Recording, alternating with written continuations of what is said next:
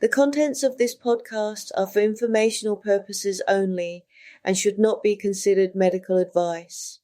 If you have a specific health concern or condition, please consult a qualified healthcare professional for more details. Check out herguru.uk/disclaimers. Hi, I'm Cheryl and welcome to Work, Stress, Anxiety by ABGW. Now, today's episode is all about those work mistakes that we keep replaying in our heads. You know, have you ever made one mistake at work and then your brain decided to turn it into a full-blown BBC documentary? I'm not talking about a short documentary, mind. I mean a 6-part steaming event, director's cut, bonus footage as well, with slow motion replays.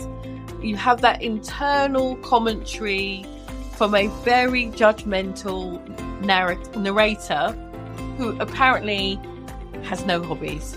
Okay, maybe you've missed something in an email, or maybe you handled the situation really badly. And now, days, weeks, sometimes years later, your mind still keeps dragging it out. You know, what was I thinking? Why did I do that? I should have handled that completely different. Well, this episode is about that loop.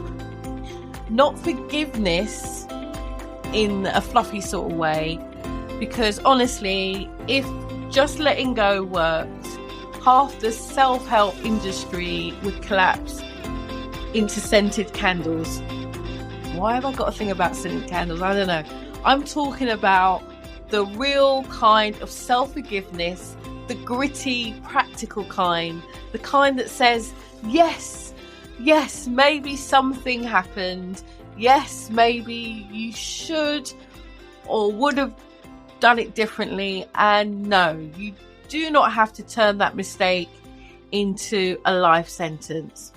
Okay, so today we're looking at why work mistakes stick, why self-blame is so hard to interrupt, and one practical way to begin loosening that regret grip without pretending that you're fine. Believe me, I know what it's like to replay things. There have been times in my life where I've walked away from a conversation and immediately started the post-match analysis that I often do when Arsenal plays. Not the useful type, the ridiculous type, the kind where your brain suddenly becomes some sort of award-winning forensic investigator. Only they're investigating you. It remembers tone. It remembers facial expressions, the tiny pauses, you know, which must obviously mean that now you, your work, your ancestry, and possibly your choice of shoes all matters.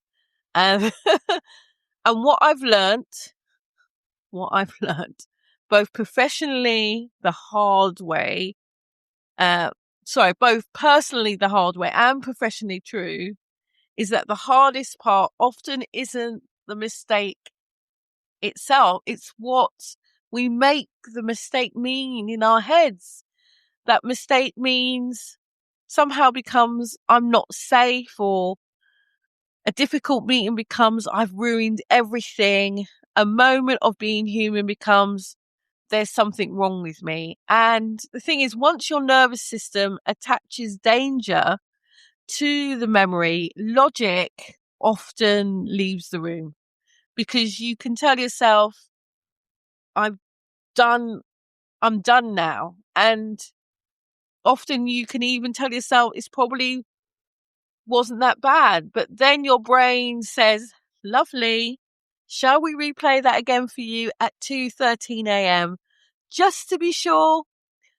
Yes, very helpful, but it's gold star emotional sabotage. I think it is anyway, especially for us women, us high functioning women, because we're used to being, capable, reliable, organized, what else? Responsible, the kind of person who holds half the emotional scaffolding up with our spreadsheets and our facial expressions that say, fine, mistakes can feel dangerous.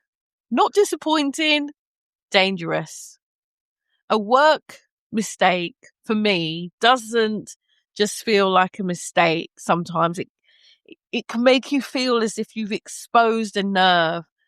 That mask slipped. That polished version of you is wobbling. That internal critic starts sharpening the cutlery. And it's as if it's as if you're carrying work, stress and anxiety, perfectionism, people pleasing, all that leadership pressure. And regret doesn't just visit, it kind of moves in. It starts using, the good towels that you put away for when guests come. Yeah, that's what regret does.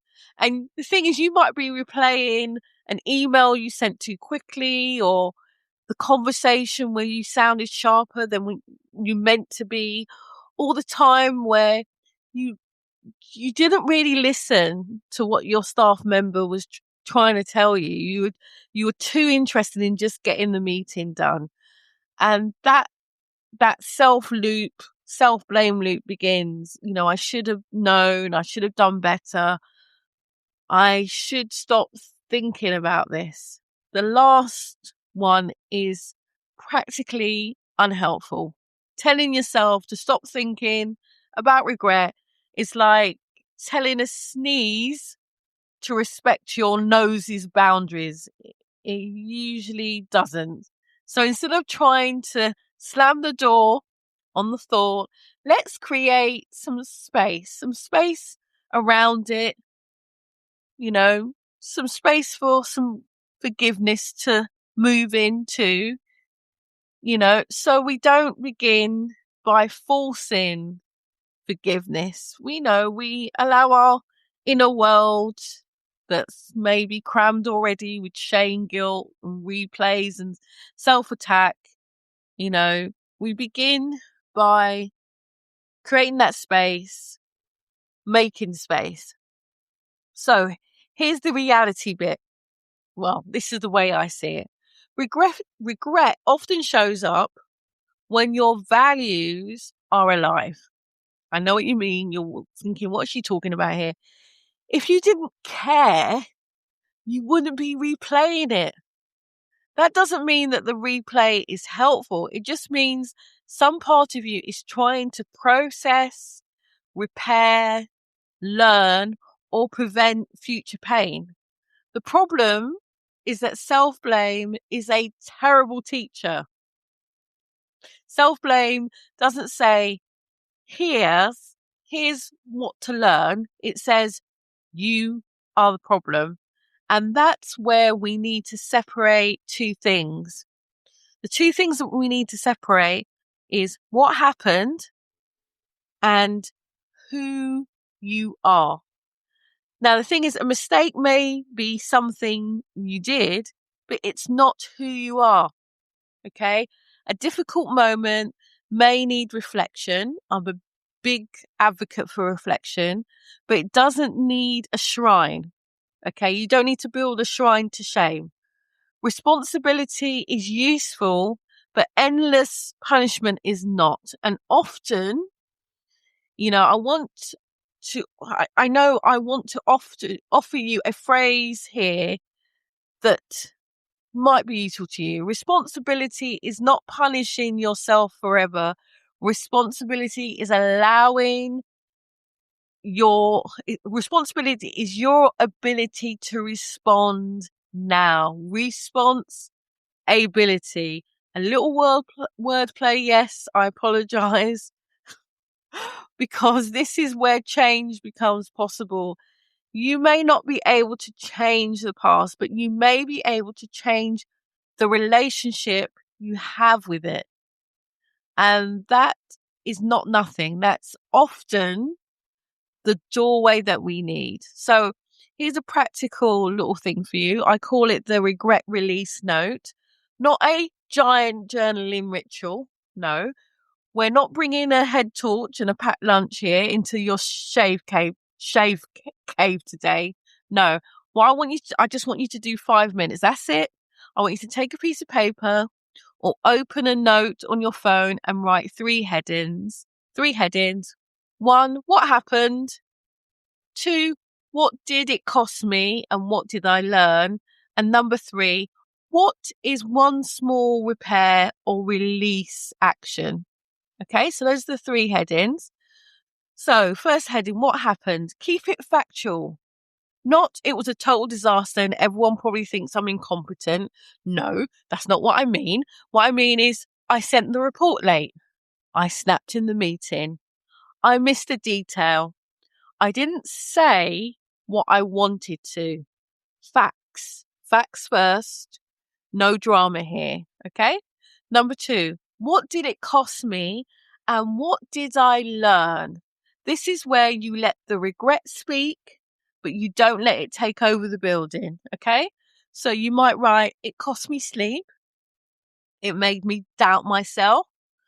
It showed me that I was overthinking. It showed me I needed to slow down before I reply. It showed me I need support, not self-attack.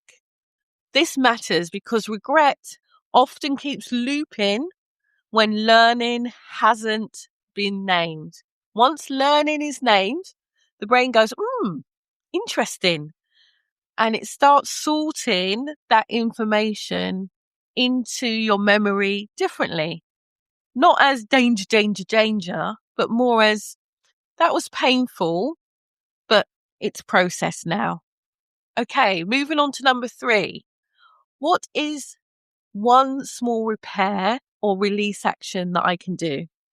Now, this is where your choice, one next step, not 16, okay? Just one. So an example might be, I will apologize briefly if that was if that was appropriate. I will clarify the email. I will make a note for next time. I will speak to someone. I will stop using this mistake as proof that I'm broken. I will close this loop for tonight and come back to it tomorrow if needed. Then, and only if it feels right, add one final sentence. And that is, I'm allowed to learn without living inside punishment. That's the line. I'm allowed to learn without living inside the punishment.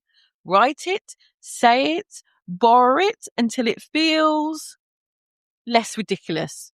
Because at first it might seem ridiculous, you writing that down, and that's fine. Your nervous system doesn't need a standing ovation. It just needs some repetition. Okay? Relief is when the regret quietens for a moment. Relief matters.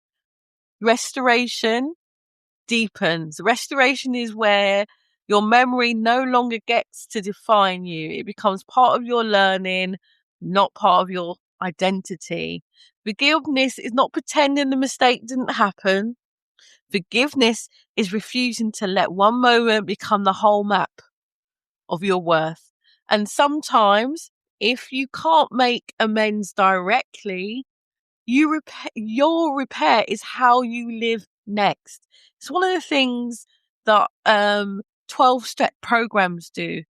You know, they get you as part of the 12 steps to make amends. But the thing is, what if the person you want to make amends to is not around?